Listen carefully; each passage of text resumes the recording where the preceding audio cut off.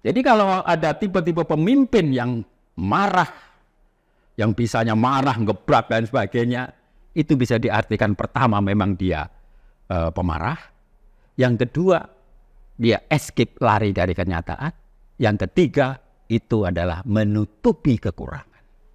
Pada podcast Info Indonesia kali ini kita kehadiran tamu cukup istimewa. Beliau adalah politisi senior di Sumatera Selatan. Langsung saja kita berkenalan dengan Bapak Agus Sutikno selaku Ketua DPW Partai Persatuan Pembangunan Sumatera Selatan. Selamat datang Pak. Assalamualaikum. Terima kasih Mas Rahmat. Waalaikumsalam warahmatullahi wabarakatuh. Baik Pak, mungkin kita langsung ke tema diskusi kita. Ini terkait dengan dinamika Pilpres 2024 ini. Baik. Sebagai sekretaris tim pemenangan Pak ya? Betul. Tim pemenangan 03 Sumatera Selatan. Sumatera Selatan. Ya. Bagaimana Pak gambaran saat ini? Ya, Mas Rahmat, bahwa betul hari-hari ini dan ke depan itu adalah hari-hari bulan tahun politik. Oleh karena itu maka hampir sebagian besar potensi dan lain sebagainya berkaitan dengan politik itu sangat mungkin terjadi. Saya sebagai bagian dari tim pemenangan daerah Sumatera Selatan untuk pasangan Ganjar Pranowo dan Mahfud MD, kebetulan saya sekretaris DPD, saat ini juga sedang mempersiapkan, melakukan dan merencanakan bagaimana kerja-kerja elektoral sehingga pasangan nomor 3 ini nanti akan meraih kemenangan di Sumatera Selatan. Ini juga bagian dari ijtihad politik Partai Persatuan Pembangunan yang telah memastikan bahwa P3 itu mendukung berkoalisi bersama PDIP, Hanura, Perindo untuk pemenangan Ganjar Mahfud. Gitu. Sekarang ini kan sempat ada kalkulasi nih. Ya. Bahwa sudah tahu nih pemenangnya. 02 bisa satu putaran. Ya. Menurut Pak Agus gimana? Ya, kalau itu yang kemudian menjadi bagian dari pendapat, saya pikir sah-sah saja. Karena apa? Politik itu seni dari kemungkinan. Dan oleh karena itu saya bagian dari tim pemenangan daerah itu untuk bagaimana memungkinkan pendapat yang seperti tadi Mas Rama sampaikan kita ubah. Dengan kerja-kerja elektoral sehingga pendapat yang berkembang yang ya kita maklumi bersama, tentu analisanya macam-macam, kita akan rubah bagaimana tim ini menjadi bagian yang bisa merubah di Sumatera Selatan pemenangan di Februari nanti untuk Pilpres itu Ganjar dan Mahfud. Jadi saya pikir pendapat bahwa sekarang sudah banyak dari macam-macam informasi, macam-macam pertimbangan analisis, itu wajar-wajar saja di dunia politik, tidak ada angka-angka yang absolut, angka yang pasti. Dari 3 Pilpres sebelumnya Sumatera Selatan ini koalisi dari PDIP selalu kalah. Di 2024 ini ada target apa Pak? Yang pertama itu adalah fakta dan kenyataan. Bahwa untuk Sumatera Selatan memang apa yang didukung PDIP belum berhasil menang dengan dukungan yang lain. Contoh 2019 itu walaupun secara nasional Pak Jokowi menang, tetapi di Sumatera Selatan Pak Prabowo yang memenangkan.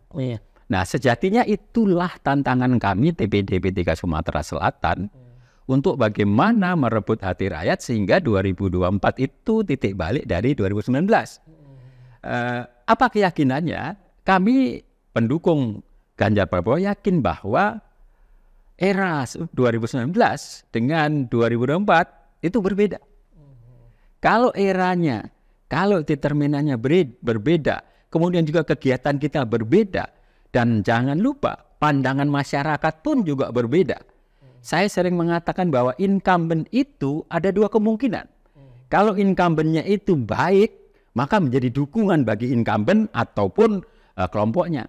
Tapi sekali lagi kalau incumbent itu selama menjalankan kekuasaannya tidak baik, ini bumerang. Nah ini yang kami ingin masuk bagaimana dari kondisi nyata, kondisi real, apa yang sudah dilakukan pemerintah selama ini kami koreksi, yang baik kami jamin untuk diteruskan, yang tidak baik tentu kami akan tinggal. Apakah itu berkaitan dengan pembangunan fisik, demokrasi, hak asasi manusia, dan lain sebagainya, kami yakin Ganjar Mahfud akan bisa membuat titik balik ini di Sumatera Selatan. Jadi kami sama sekali tidak berpikir atau tidak bernyali kecil, karena bagaimanapun juga macam-macam determinan dalam politik itu masih serba mungkin. Ya. Di Sumatera Selatan target berapa, Pak? Kita target 54% nasional. Tetapi untuk Sumatera Selatan kita akan mendekatkan gap dari angka 2019 ke angka 2024. Setidaknya kita menang, berapapun angkanya itu. Karena target secara nasional Ganjar Pranowo dan Mahfud itu 54%. Nah, Sumatera Selatan juga sadar bahwa Sumatera Selatan itu, katakanlah Sumatera, itu hanya 16% dari seluruh keseluruhan jumlah pemilih. Pulau Jawa menguasai 61%. Maka oleh karena itu target di Sumatera Selatan tentu juga harus realistis. Kita tidak bombastis kemudian kita harus menang 100%, tidak. Kita berupaya mendekatkan atau mempersempit gap angka di tahun 2019. Setidaknya kita bisa 50-50 untuk di Sumatera Selatan. Syukur kalau kita bisa memenangkan. Itu akan menjadi advantage bagi keseluruhan secara nasional. Upaya apa, Pak, yang dilakukan nanti untuk mencapai target itu? Nah, itu dia. Ini yang pertanyaan menarik, bahwa pertanyaan ini tentu terkait dengan kegiatan nyata. Kegiatan nyata dari tim 03 ini yang sudah kita rancang, sudah kita jalankan dan sedang kita jalankan. Kita tentu belajar dari apa yang telah dijalankan di tahun 2019. Apa itu? Kita memperluas, memperbanyak, memperlebar peran serta dari masyarakat. Kita pendukung pasangan 03 itu kan PDIP, P3, Hanura, dan Perindo. 4 parpol. Oleh karena itu maka kita tentu berharap elemen masyarakat. Apa itu? Ya, kelompok-kelompok relawan, kelompok-kelompok kepentingan, alim ulama, generasi muda, milenial dan Gen Z, juga termasuk kelompok pemikir. Kita mencoba menawarkan ide dan gagasan. 03 tidak pernah menawarkan gimmick-gimmick, joget-joget, tidak. Karena apa? Kami melihat sekarang ini kualitas masyarakat dalam konteks IQ, dalam konteks rasio, itu lebih tinggi dibandingkan dengan sebelumnya. Kami yakin bahwa dengan menyampaikan visi misi ide gagasan Ganjar Mahfud yang telah kita produksi secara besar-besaran dan kemudian mengajak dialog kelompok-kelompok masyarakat, hari ini juga yang telah dilaporkan pada kami, ada beberapa relawan juga mengadakan acara di lingkungan masing-masing. Kami juga akan segera untuk mensinkronkan kegiatan ini dengan tim pemenangan cabang atau kabupaten kota. Ada 17 kabupaten kota yang segera dalam waktu dekat, saya minta tolong juga nanti Info Indonesia juga membantu untuk menyebarluaskan bahwa kita bicara strategis, bicara program yang sangat bisa dilakukan, bukan bicara program yang muluk-muluk. Kita harus down to earth. Pengalaman-pengalaman janji saya pikir tidak zamannya lagi. Masyarakat Sumatera Selatan bisa dibius dengan janji, dengan gimmick. Saya pikir itu 03 jauh dari itu. Nah, oleh karena itu maka kita sudah menyiapkan visi dan misi secara detail dan itu nanti akan kita sebarkan, kita sampaikan. Tapi yang penting dari itu adalah tim pemenangan nasional, tim pemenangan daerah ini harus belajar bagaimana membaca selera dari pemilih sekarang. Tidak mengulangi kesalahan masa lalu. Masa lalu, masa atau pemilih itu dianggapnya menerima, menelan apa yang disampaikan oleh pasangan Tapi masa sekarang tidak. Sudah kritis.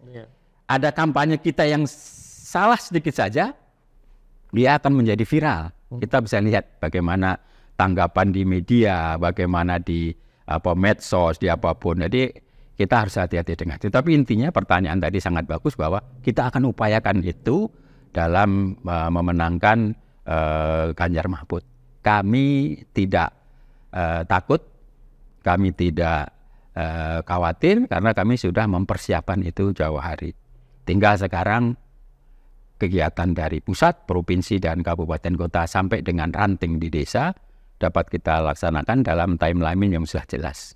Itu. Apa yang ditawarkan Ganjar Mahfud ini untuk masyarakat Sumatera Selatan atau masyarakat Sumatera? Ya, Pak Ganjar dan Pak Mahfud itu perpaduan dari pertama teknokrat Pak Mahfud MD yang sudah merasakan bagaimana di dalam elemen trias politika. Pernah di legislatif, pernah di yudikatif, sekarang pernah di eksekutif. Satu. Yang kedua, Pak Ganjar sudah 2 kali menjabat sebagai gubernur. Pernah juga di legislatif. Artinya apa? Artinya beliau berdua ini adalah pasangan yang sudah tidak coba-coba lagi dan sudah mempunyai konsep. Konsepnya apa? Konsepnya adalah bagaimana membangun masyarakat ini dengan kejujuran. Membangun negara ini dengan kejujuran, tidak ada tipu-tipuan, dan juga tidak perlu gimmick-gimmick. Bagaimana sikap dari pasangan Ganjar Mahfud itu menjamin bahwa apa yang sudah dilakukan di dalam pembangunan 10 tahun terakhir oleh Pak Jokowi atau sebelumnya juga oleh Pak SBY, Bu Mega dan lain sebagainya, itu dijamin akan tetap berlangsung. Artinya apa? Yang baik-baik, yang bermasyarakat bagi rakyat diteruskan. Kemudian yang belum baik akan diperbaiki, yang menjadi penolakan dari masyarakat dan itu terkesan menjadi mubazir, itu akan dipotong, tidak akan dilanjutkan. Jadi artinya bagi Pak Ganjar dan Pak Mahfud tidak ada istilah dilanjutkan atau perubahan, tidak ada. Intinya ya kita lihat secara jujur mana yang baik dilanjutkan, yang tidak baik ditinggalkan, yang kurang baik dibaiki. Nah, itu yang itu. Penegakan hukum gimana, Pak? Penegakan hukum tentu demokrasi itu akan menjadi hambar kalau penegakan hukumnya lemah. Setuju dengan di angka 5 seperti Pak Ganjar? Ya, Pak Ganjar menilai angka 5 tentu bukan tanpa alasan. Oleh karena itu maka kami yang ada di TPD di Provinsi Sumatera Selatan ini, selain kami sependapat dengan apa yang telah disampaikan itu, tapi pada intinya adalah bagaimana kami tim juga mendorong pasangan ini untuk komitmen dan konsisten. Siapa yang meragukan kemampuan Profesor Mahfud MD di dalam bidang hukum? Nah, oleh karena itu demokrasi ini harus dibarengi dengan penegakan hukum. Penegakan hukum itu apa? Saya berpendapat penegakan hukum itu adalah bagaimana yang benar ya benar, yang salah ya salah. Tidak ada ruang abu-abu di situ. Kalau penegakan hukum baik, yang benar-benar, yang salah-salah, maka apa akibatnya? Jangan pernah berpikir bahwa investasi, pertumbuhan ekonomi itu akan baik kalau penegakan hukum tidak baik. Bahwa penegakan hukum itu justru menjadi ujung dari semua muara. Artinya apa? Multiplier effect dari penegakan hukum itu akan sangat berpengaruh. Ekonomi tidak bisa tumbuh baik tanpa penegakan hukum. Kesejahteraan juga demikian juga. Termasuk juga apa yang terakhir? Harapan anak bangsa. Bagaimana generasi muda yang sekarang di SD, SMP, SMA mau meniti pendidikan yang tinggi, yang kuliah. Kalau melihat bagaimana kondisi penegakan hukum yang tebang pilih, pilih kasih, bahkan mohon maaf dipakai sebagai kendaraan kekuasaan. Nah ini nggak jujur. Oleh karena itu maka kesejahteraan, pendidikan, termasuk di situ lagi demokrasi, maka penegakan hukum ini harus menjadi perhatian. Dan tidak ada istilah penegakan hukum itu harus tajam ke bawah, tumpul ke atas. tebang pilih. Tidak. Penegakan hukum ya apa yang ada di dalam norma hukum itu jalankan dengan murni dan konsekuen. Di pemilu 2024 ini suara milenial cukup tinggi, hampir 50-20%. Iya. Iya. Ada yang mengatakan 60%. 60%, 58 dan sebagainya. Iya. Apakah memang harus dipimpin oleh anak muda? Begini, membuat kotasi tua atau muda itu harus bijak. Tua atau muda itu juga tidak boleh dimaknai dari segi umur, tetapi lebih kepada kematangan. Bahwa pendekatan bahwa perkembangan dunia ini di mana-mana sudah mulai pemimpin muda tampil, saya setuju, saya pendapat. Setidaknya dari segi fisik, Mas, kalau muda itu energik, jalan kemana-mana sehat, tampil di depan podium sehat. Kalau pemimpin kemudian jalan aja nggak jelas, kemudian berpidato, berbicara juga tidak smart, tidak tegas, nggak menarik. Itu dari fisik.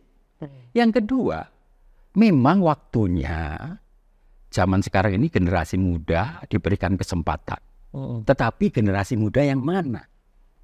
Tentu kita harus berpikir masalah kualitas, persiapan, kesiapan, dan termasuk persiapan-kesiapan itu adalah mental. Memimpin negara sebesar ini, nggak usah negara lah, memimpin satu daerah kecil aja, itu butuh bagaimana persiapan. Setidaknya saya pernah membaca literatur, mental harus dipersiapkan. Kalau mental pemimpin itu tidak siap, maka dia akan dipenuhi emosional. Rasionya menjadi jauh. Nah, coba bayangkan, kalau di otak pemimpin muda adanya emosional, irasional, maka apa kebijakannya? Yang berikut, rakyat jadi korban. Mana yang harus diikuti?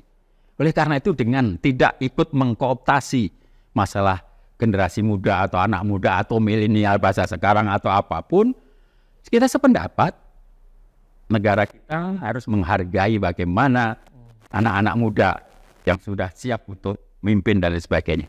Tapi lagi-lagi kita jangan hanya menggunakan terminologi muda itu hanya dari segi umur, tapi persiapan macam-macam. Saya banyak membaca buku juga bahwa mental itu ternyata juga mempengaruhi dari daya nalar, pola pikir, kebijakan, dan lain sebagainya. Jadi mari kita cari, Mas Rahmat, generasi muda boleh, tapi melalui tahapan yang baik. Mas Rahmat tentu juga pernah seperti saya, kalau makan pisang, itu yang dikarbit dengan yang masak di batang bagaimana rasanya. Makan pisang. Ini mengelola negara. Jadi jangan coba-coba, Mas Rahmat. Makan pisang? Iya, kayak gitu. Kemungkinan juga secara rasional bisa 2 putaran di Pilpres 2024 ini. Rasional. Kalau 2 putaran, nanti bertarungnya ingin dengan nomor berapa? TPD ini, nomor 1 atau nomor 2? Ini pertanyaan yang sulit jawabnya. Tetapi paling tidak bahwa saya selalu sampaikan dengan teman-teman termasuk di partai saya, bahwa koalisi yang paling baik itu adalah koalisi dengan rakyat. Bahwa partai politik apapun namanya itu adalah media. Karena ciri dari demokrasi itu ya partai politik. Nah, oleh karena itu terhadap pertanyaan ini, Ganjar Mahfud yang pertama bismillah untuk 1 putaran. Tetapi ketika nanti kenyataannya harus 2 putaran, maka tentu ini perlu pembicaraan dengan partai politik. Belum tentu juga nanti partai politik yang di putaran pertama kemudian akan tetap untuk putaran 2, belum tentu. Karena koalisi ini dibangun kan untuk pertama. Iya. Masih sangat mungkin nanti bisa cair di putaran kedua. Iya. Nah, oleh karena itu maka yang penting adalah kita kerja dulu di putaran pertama habis-habisan. Tapi kalau toh pun takdir harus memasuki putaran kedua, dan itu harus kita siapkan. Dan kembali lagi, politik itu membangun komunikasi dengan yang lain. Politik bukan saling meniscayakan, tetapi saling mengandalkan gitu. Kalau kita balik lagi Sumatera Selatan, Pak. Ya. Ini Pak Agus Tigno sekarang selain di sekretaris DPD juga Ketua DPW P3 Sumatera. ketua DPD juga, mau caleg juga, Pak ya? Ya, insya Allah setelah 4 periode 20 tahun di DPRD Provinsi untuk pemilu 2024 ini saya calon di DPR RI Partai Persatuan Pembangunan Dapil Sumatera Selatan 1 nomor urut 1. Nomor 1. Iya. Wilayahnya, Pak? Wilayahnya tentu Kota Palembang, Banyuasin, Musi Banyuasin, Lubuk Linggo, Musirawas dan Musirawas Utara. Apa yang Bapak tawarkan untuk masyarakat Selatan ini nanti pas insya Allah kalau jadi sebagai anggota DPR RI? Amin. Baik. Yang pertama adalah kepada daerah pemilihan saya, kepada masyarakat, saya ingin sampaikan bahwa Indonesia ini luas. Indonesia ini terdiri dari bermacam-macam pulau. Dan oleh karena itu maka untuk kita dapat meraih kue pembangunan yang bersumber dari APBN dan lain sebagainya, maka kita rakyat harus memiliki wakil di gedung DPR RI. Nah, wakil itu kemudian berfungsi untuk bagaimana memperjuangkan daerah pemilihannya. Itu sesuai dengan sumpah ketika menjadi anggota DPR RI. Artinya apa? Artinya terhadap hal-hal yang belum tercover oleh pemerintah dalam hal ini mulai musyawarah pembangunan atau musrembang tingkat desa, kecamatan, kabupaten, provinsi, itu menjadi tugas wakil rakyat. Oleh karena itu maka kalau saya terpilih sebagai anggota DPR RI dari Sumatera 1, maka pengalaman selama ini yang saya sudah membaca persis dari 99 sampai 2019, 20 tahun, saya sudah mempunyai katakanlah semacam database di nurani saya yang diinginkan desa, yang diinginkan kecamatan, yang diinginkan kabupaten itu apa. Nah, itu waktunya untuk kita berbicara di tingkat parlemen. Karena anggota parlemen, anggota DPR RI itu harus bicara tentang daerah pemilihannya untuk berjuang secara politis. Kami, saya pribadi, melihat Dapil 1 yang meliputi Kota Palembang sampai ke Musirawas Utara, itu dari sarana prasarana saja masih harus ditingkatkan lagi. Kemudian yang kedua, bagaimana pendidikan itu yang namanya sekolah itu kalau gratis ya gratis benar. Jangan namanya gratis, tapi di baliknya masih ada macam-macam pungutan.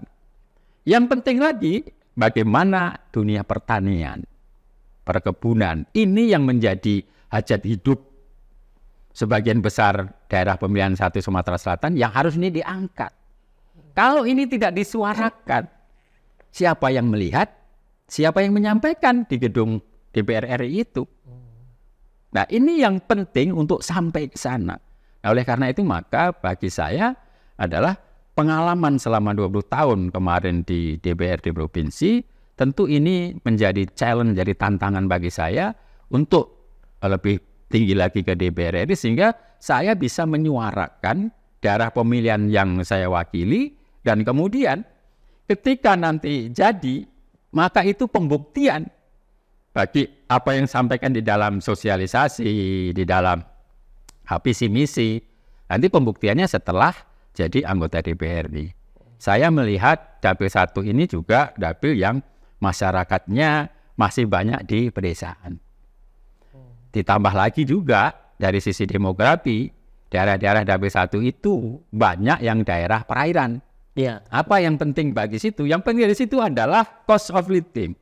Cost of living. Biaya hidupnya tinggi. Mau ke Palembang aja harus mengeluarkan sekian ribu. Nah, ini juga harus diperjuangkan oleh wakil rakyat bagaimana mereka bisa menekan biaya hidup, biaya logistik, transportasi dengan pembangunan sehingga mereka ini sekarang walaupun menghasilkan padi, menghasilkan karet, tapi bedanya dengan orang Palembang, pengeluaran sehari-hari itu bisa 2-3 kali lipat dari orang kota. Status menjadi petani itu hanya berapa bulan, Mas, sebagai produsen. Setelah panen 1 bulan, 2 bulan, dia konsumen. Dia sulit membeli padi lagi, beli beras. Nah ini harus kita seimbangkan. Itu visi saya sebagai calon anggota DPR RI. Kalau mau dibedah masih banyak lagi tentu. Tapi paling tidak saya mencalonkan diri ini tidak dengan pikiran kosong atau tidak hanya ikut-ikutan nyalek, tapi saya punya visi misi dan punya tujuan seperti itu. Pandangan jelas sih. Iya. Apa sih yang kurang saat ini Sumatera Selatan? Jadi kalau dilihat dari Sumatera Selatannya, cerita dari siapapun bahwa Sumatera Selatan itu kaya. Bahkan sempat ada yang menyebut lumbung pangan, lumbung energi. Ada yang menyebut Sumatera Selatan itu 5 besar nasional. Oke, barangkali itu rahmat Allah. Kita syukuri, kita nikmati. Tetapi ayo kita tanya, berapa sekarang pendapatan per kapita masyarakat Sumatera Selatan? Berapa IPM Sumatera Selatan? Berapa pengangguran Sumatera Selatan? Berapa tingkat kesehatan Sumatera Selatan? Ini harus secara jujur kita melihat itu. Bukan karena saya kemudian tidak sependapat dengan pemerintah. Tidak. Kita itu menurut saya kalau mau menilai, mau mengupas itu menurut saya harus berbasis data. Bukan berbasis karena saya senang gubernur, senang bupati, tidak. Tapi mari kita lihat bagaimana kondisi yang real bila dikaitkan dengan cerita atau dongeng kita terkaya kita ini. Kita kemudian lihat tetangga daerah lain. Mereka tidak punya minyak, mereka tidak punya sawit, karet, tidak punya kekayaan yang lain. Tetapi mereka bisa meng-create, bisa mengelola dari sumber pajak daerah saja. Ternyata rasio kemandirian keuangannya lebih baik dari kita. Rasio kita antara penerimaan dan belanja atau kemandirian keuangan daerah waktu 2019 saya masih di DPRD belum pada sampai angka 63%. Saat itu, mohon maaf, apple to apple, Jawa Timur sudah 82%. Artinya apa? Artinya daerah kita itu masih banyak, apalagi kabupaten kota, anggaran pendapatan dan belanja daerah itu masih tergantung dari dana transfer Jakarta. Maka kalau dana transfer dari Jakarta, apakah itu transfer bagi hasil, apakah itu transfer sumber daya alam, itu terlambat sedikit saja, bisa terjadi gaji pegawai terlambat. Mohon maaf, ini fakta. Jadi struktur APBD kita itu masih banyak di Sumatera Selatan ini yang tergantung dari transfer dana perimbangan. Maka kalau dana perimbangan itu belum turun, akan goyang. Bisa saja terlambat, bisa saja penundaan. Mas Rahmat, orang media pasti masih ingat. Beberapa waktu yang lalu, masa COVID, banyak nggak daerah yang kemudian pinjam kepada Bank Sumsel? Iya. Itu kan? Nah ini fakta. Nah kalau ini kemudian langgeng terlalu lama, maka dari sisi keuangan daerah menjadi kurang baik. Artinya apa? Begini, kalau APBD tahun ini 10 miliar, maka pada dasarnya 10 triliun gitu ya. Pada dasarnya pembangunan tahun ini bukan 10 triliun.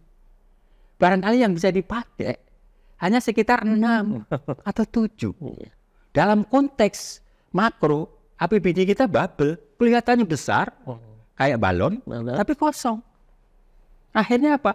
Dari 10 miliar APBD kita yang bisa digerakkan aja 6 sampai 7, yang 3 atau 2 menjadi silpa, ini kan kemudian seakan-akan besar tapi kan nggak bisa digunakan.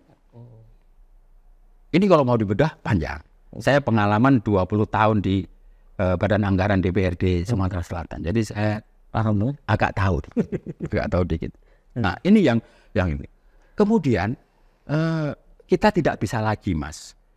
Advantage kita itu hanya pada perkebunan, enggak. Singapura punya perkebunan? Enggak ada. Singapura punya sawit? Tetapi nilai tambah dari produk duanya itu siapa yang banyak menikmati? Singapura. Kita mau ekspor lewat Singapura. Iya. Barang-barang kita diproduksi Indonesia, dicap Singapura, dijual ke luar negeri, value-nya ke siapa? Sementara pengalaman, ilmu, bahwa produk-produk itu nilai tambahnya ada yang di hilir, Mas, bukan di hulu. Di hulu ini paling berat risikonya. Iya. Petani, ada hama, ada gagal panen, ada puso. Sawit, ada harganya turun, ada ulat, ada apa-apa. Tetapi kalau yang meniadakan ekspor impor ada apa? Gak ada penyakit. Dia tinggal ngalikan sekian US dollar kalikan dengan jumlah total yang diekspor. Jadi sakit. Sekarang, Mas, mohon maaf. Makanya saya niat benar jadi anggota DPR. Tadi, kalau sektor ini diperkuat dengan menaikkan nilai tukar pertanian perkebunan, maka baru rakyat menikmati. Sekarang ini yang menikmati sawit yang produknya itu minyak goreng bukan petani sawit, tetapi yang membuat minyak goreng. Artinya apa? Added value-nya itu ada di hilir, bukan di hulu. Ada di pengusaha ya berarti? Iya, bisa pengusaha, bisa eksportir, bisa tengkulak, macam-macam. Kenapa, Mas Rahmat? Sampai sekarang ini yang saya pribadi sedih bahwa petani itu belum bisa menjadi price maker. Tak bisa. Beda dengan manufaktur. Dia yang membuat harga. Sampai Mas Rahmat jadi petani. Begitu metik, tadi contoh pisang tadi 1 tandan, sampai nggak bisa membuat harga. Ini saya jual dengan harga 100. Pasar sudah jam 5, jam 9, jam 10, belum laku. Apa sampai mau bawa pulang? Tak mungkin. Lagi pisangnya karbitan. Iya. Sampai mesti jual seberapapun yang penting laku. Karena besok sudah busuk. Iya. Artinya sampai bukan price maker. Tapi pengusaha di sektor manufacturing, di perusahaan, di industri, produksi TV taruh di toko mau nggak mau TV ini 2 juta. Sampai nawar 1,5 juta, sampai sore itu juga nggak diberikan. Artinya apa? Mereka pembuat harga. Kita tentu tidak bisa membalik telapak tangan, tapi paling tidak mendekatkan. Kalau bisa nilai tukar pertanian itu lebih tinggi. Artinya kalau mengeluarkan biaya 100 untuk 1 kilogram padi atau beras, itu bisa menikmati 100 plus bunga bank berjalan. Jadi keuntungannya itu mirip kalau nilai deposito. Jadi setidaknya ketika memproduksi sesuatu itu sama kita menaruh uang di bank, mendapatkan 2,5% atau 3% itu. Tapi sekarang nggak bisa. Begitu panen, dibawa pulang, utang pupuk sudah menunggu. Utang semprot obat sudah menunggu. Kapan bisa menjadi pembuat harga? Biaya pajak dan sebagainya. Belum lagi biaya sekolah. Jadi artinya itu, Mas, ya. Jadi concern saya dari dulu bahwa pertama, rakyat kita itu konon persentasenya yang tinggi adalah di sektor itu. Nah, kalau sektor itu tidak segera dibenahi, tidak segera menjadi perhatian khusus, maka berapapun nilai APBN kita itu akan terus ditunggu oleh rakyat. Akan menjadi beban saja. Oleh karena itu, dikaitkan dengan pasangan 03, ini menjadi concern. Membangun dari daerah itu bukan berarti kita menafikan yang lain. Gitu. Balik ke 03 sekarang. Ya. Ini konsentrasi TPD 03 di mana? Apa di perkotaan atau pedesaan? Karena ganja sendiri cukup populer di pedesaan ini. Ya. Jadi ini khusus Sumatera Selatan ya? Iya. Ya, Mas Rahmat, begini. Saya sudah di dunia politik sudah cukup lama. Iya. Sumatera Selatan itu menurut saya agak unik dibandingkan dengan daerah-daerah yang lain kecuali seperti di Jawa. Kalau di Jawa katakanlah di Jawa Timur gitu ya. Ketika pasangan calon itu datang ke pengasuh atau ketua atau apapun di Tebu Ireng, maka itu masyarakat di situ tentu sudah langsung. Karena ada ketokohan Tebu Ireng tadi. Tapi mari kita lihat di Sumatera Selatan, di Palembang. Itu belum terlalu seperti yang seperti. Oleh karena itu maka concern kita adalah ya seluruh penduduk Sumatera Selatan paling tidak kita akan menggarap gitu, akan mendekati ya pertama dari 4 parpol pengusung. Kemudian yang kedua kelompok-kelompok non parpol.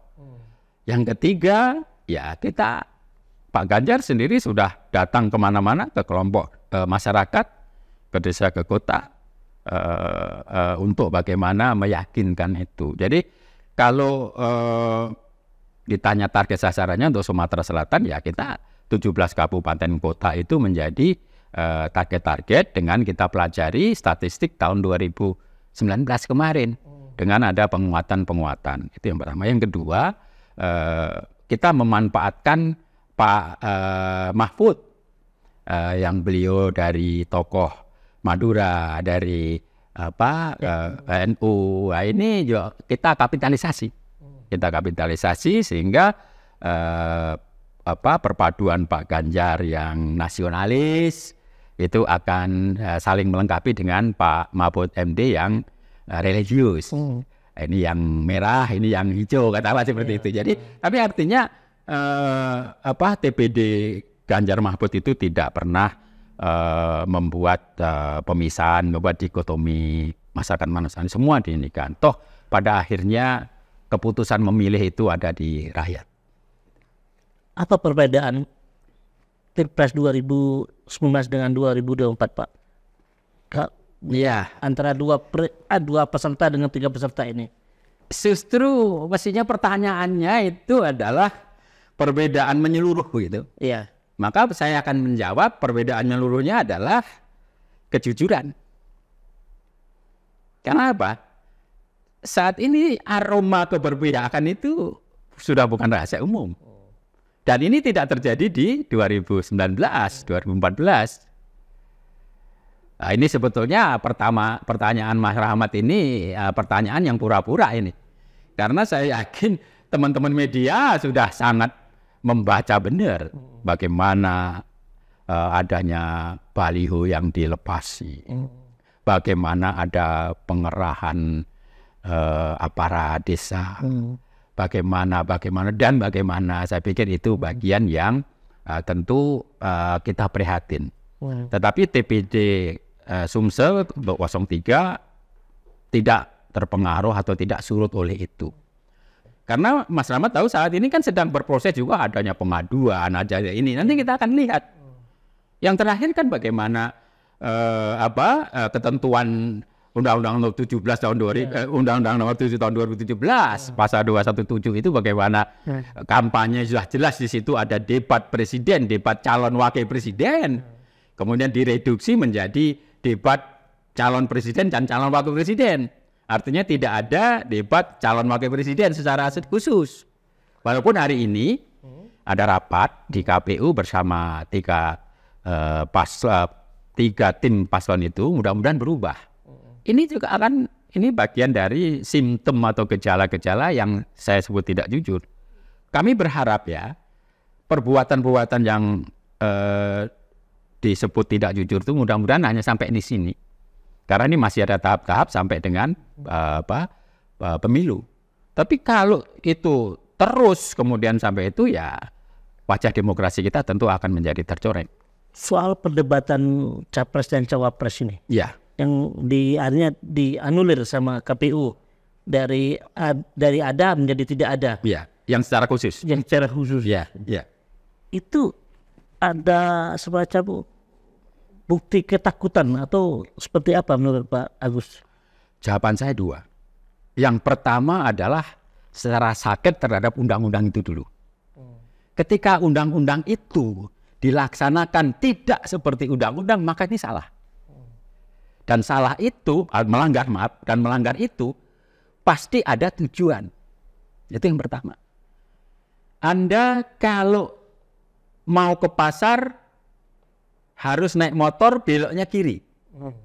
Itu di pasal itu. Tetapi ketika orang naik motor kemudian belok ke kanan, salah tidak? Siapapun akan mengatakan salah. Iya. Itu yang pertama. Yang kedua, kalau toh pun ada sinyalemen ketakutan atau apa, ya kita lihat sendiri aja Mas, bagaimana kondisi saat ini saya tentu tidak mau kemudian membuat jawaban yang pasti tentang itu. Tapi intinya yang pertama bahwa ketika aturan, undang-undang atau apapun namanya dilaksanakan tidak sesuai dengan apa yang tersirat di situ, maka akan ada masalah.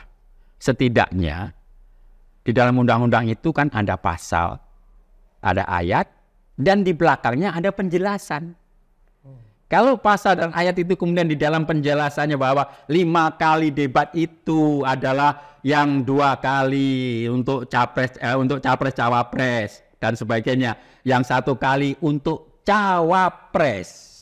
Ini kan sudah jelas, nggak perlu lagi penjelasan bahwa debatnya adalah cawapres. Dengan segala hormat, dengan alasan apapun, pasal itu tidak perlu lagi ditafsirkan lagi karena di dalam penjelasannya ada.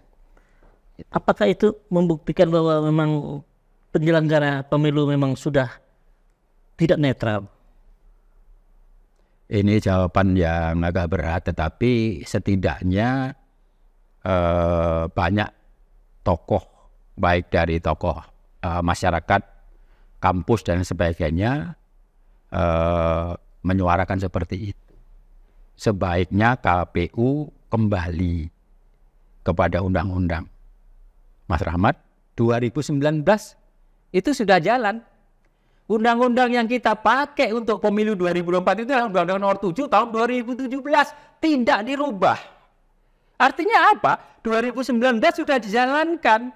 Loh, ini ketika mau masuk 2024 kenapa dirubah? Undang-undangnya tidak ada perubahan. Ya kan? Kecuali di dalam kurun waktu 2019 sampai hari ini ada perubahan. Maka KPU boleh berselancar.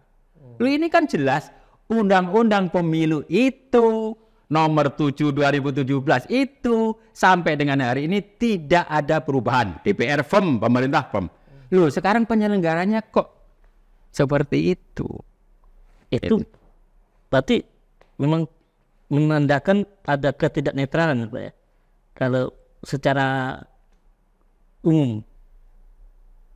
Saya pikir kalau ataupun ada jawaban seperti itu tidak salah-salah amat. Tidak salah-salah. Ya. Selain penyelenggara pemilu, ini juga yang disorot penyelenggara aparat penegak hukum dan pemerintah. Ya. Sejauh ini Pak Agus Tigno melihat netral atau tidak?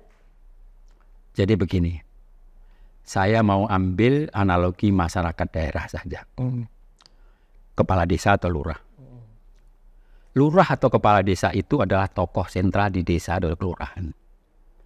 Maka kalau lurah atau kepala desa itu menjalankan tugasnya dengan baik sesuai dengan aturan, tak ada satupun yang akan memprotes, akan bersuara.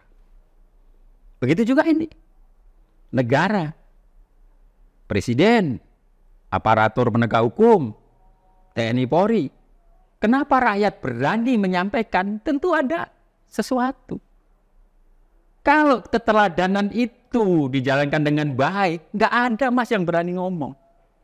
Karena masyarakat kita ini masyarakat timur, masyarakat Indonesia ini terkenal sopan santunnya. Nah, kalau sekarang umpamanya berani menyampaikan, maka keteladanan itu tidak ada. Atau setidaknya sudah terdegradasi. Anak kita sendiri aja bisa melawan orang tuanya kalau orang tuanya tidak bijak. Apalagi ini negara. Jadi saya berpikir positif terhadap semuanya itu, tetapi ketika ada ini pasti ada sesuatu. Nah, tinggal monggo pertanggung jawab nanti kepada Tuhan. Kan gitu. Terkait soal gimmick Pak, ya. Tadi kita ada goyang dan joget dan sebagainya. Ini juga yang cukup menarik. Apa ya, dikatakan perselisihan juga enggak. Ada sosok 2 nama yang mungkin jadi perhatian kita, Megawati dan Jokowi. Itu pandangan dari TPD dan partai pendukung sendiri seperti apa Pak? Terkhusus pendukung 03 Ganjar Mahfud, kami mencoba untuk tidak menjadikan isu itu melebar. Karena ini kami menganggap ini adalah mohon maaf dalam tanda kutip, problem kedua tokoh. Saya berpendapat tidak baik kalau mengeksplor yang ini. Monggo silahkan, mau baik mau tidak, beliau ini tokoh nasional, Mas. Tentu sudah punya pemikiran yang lebih dari kita. Tetapi kepada hal yang gimmick tadi, saya dulu pernah diajar oleh guru saya bahwa orang marah, orang emosi itu belum tentu sifat. Jadi kalau Mas Rahmat marah itu belum tentu sifatnya Mas Rahmat pemarah. Tetapi ada dua kemungkinan.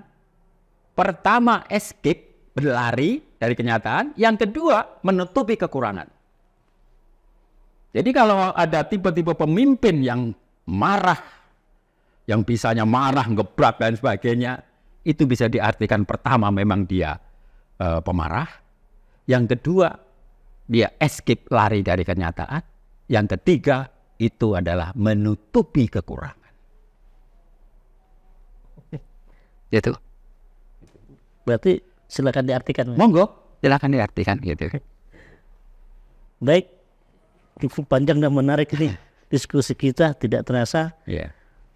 Ada yang disampaikan untuk pemirsa podcast Info Indonesia, Pak? Ya, terima kasih Mas Rahmat dan para pemirsa. Tentu saya sebagai pribadi, sebagai Ketua DPP P3 Sumatera Selatan, pun juga sebagai Sekretaris TPD pasangan Ganjar Pranowo Mahfud, yang pertama berterima kasih telah mendapatkan kesempatan untuk berbincang-bincang di Info Indonesia ini, Mas Rahmat dan seluruh staf. Yang kedua, izinkan atas nama pribadi saya mohon doa, mohon dukungan dan doa dari masyarakat Sumatera Selatan. Saya mencalonkan diri sebagai calon anggota DPR RI dari Partai Persatuan Pembangunan Dapil Sumatera Selatan 1 nomor urut 1. Khususnya Dapil 1 yang meliputi Kota Palembang, Kabupaten Banyuasin, Musi Banyuasin, Musirawas, Lubuk Linggo, dan Muratara. Kita akan melaksanakan pemilu legislatif tanggal 14 Februari 2024. Oleh karena itu, maka sebagai salah satu caleg DPR RI dari Partai Persatuan Pembangunan, izinkan saya mengajak kita semua untuk tetap istiqomah, tetap Ka'bah, dalam lindungan Ka'bah, dan untuk DPR RI tolong berkenan mencoblos nomor urut 1 dari Partai Persatuan Pembangunan. Berkaitan dengan pelaksanaan Pilpres 2024 nanti, saya ingin mengajak kita semua berbondong-bondong ke TPS, kemudian secara ikhlas untuk mensukseskan pemilu dan memilih pasangan Capres-Cawapres nomor urut 3, Bapak Ganjar Pranowo dan Bapak Mahfud MD. Jangan gentar karena ada Pak Ganjar, jangan takut karena ada Pak Mahfud. Salam. Baik, kami akhiri dengan ucapan terima kasih.